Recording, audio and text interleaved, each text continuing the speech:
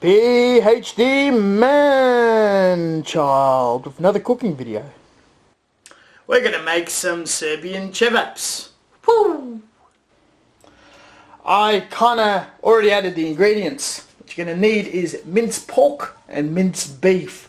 A mixture of 70% beef to pork, or equal if you're buying in equal quantities. About 3 tablespoons or 3 cloves of garlic, minced garlic. Tablespoon of vegeta, beautiful stuff. Half a teaspoon of pepper. A little bit of olive oil, and the most bizarre ingredient of them all, tablespoon of baking soda. You want an input? There's no chicken in this one. Each of these ingredients are in a container containing half a kilo of meats and a lot of those seasonings. Motherfucker. Now we're going to mix all of this shit together so it's got a nice even consistency. What cevaps are is a skinless sausage that is fairly simple and easy to make in the kitchen. It's a very old, very traditional recipe from the region. The reason why I'm saying Serbian, because that is what this mixture calls for. For other parts in the Balkans or former Yugoslavia, you would have just a beef mix for some of the more ethnically Islamic regions, and other sort of peppers and spices for even more smaller regions.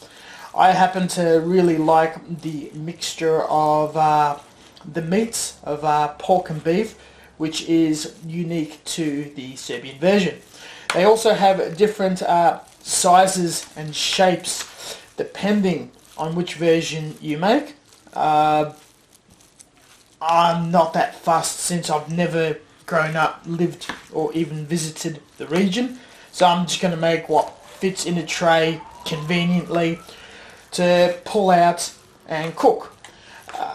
Once you form the sausage, we freeze them to hold the shape, making it easy to stick together while it's cooking. It can stay in the freezer and it'll be well preserved for almost a near indefinite amount of time, with the amount of preservatives of the baking soda and the metric shit ton of salt and garlic. What the actual fuck, bird? Are you trying to jeopardize my hygiene? Get the fuck out of there. This is the result of it all minced up. Now what we can do is, with very clean hands, mind you, we form it up. I'm still not good at getting the shapes right. You just pinch a nice amount, get familiar with the shape, and plop it on the board. Kind of square it up a bit so it cooks evenly. Push down to elongate. If you want to go very traditional for a pre-post war ingredient list, it was very popular for the use of fat drippings and lards in the mixture or in the cooking process, which gives you that really crispy out of brown effect and a much richer taste. However, very, very unhealthy, normally for the people who worked in the old fields when it used to be an agricultural based nation. The fat, once reaching room temperature, will help it retain its shape for seasoning, curing and storage or fresh cooking. However, with modern technology, or during the winter months, you would just chuck it straight into the heavy snow under tan sheets.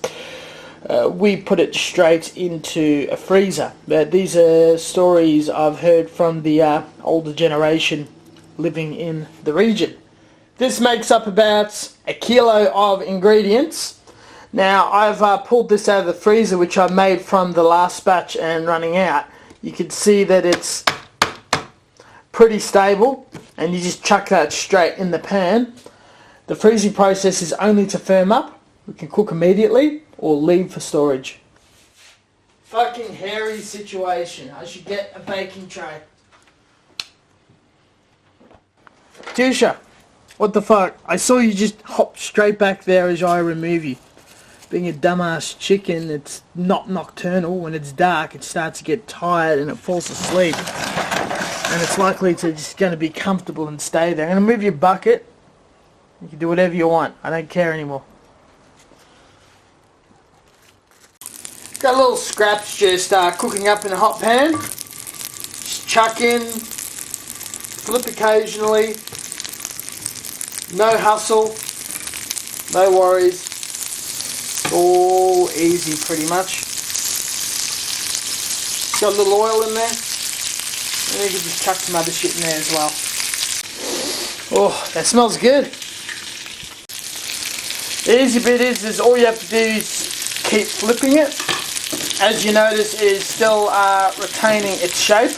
And if you wish to break tradition and make it far more delicious, Asian style fish sauce will bring out those umami delicious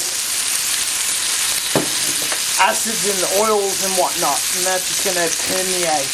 The form of fish oil in Slavic cooking is fairly common, so you could say that it's pseudo okay.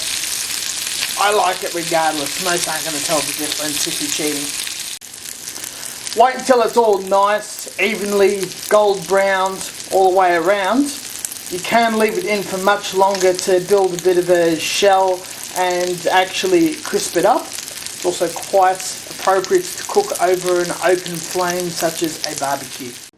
Excuse the plating, the sauce lid fell off and fucked things up.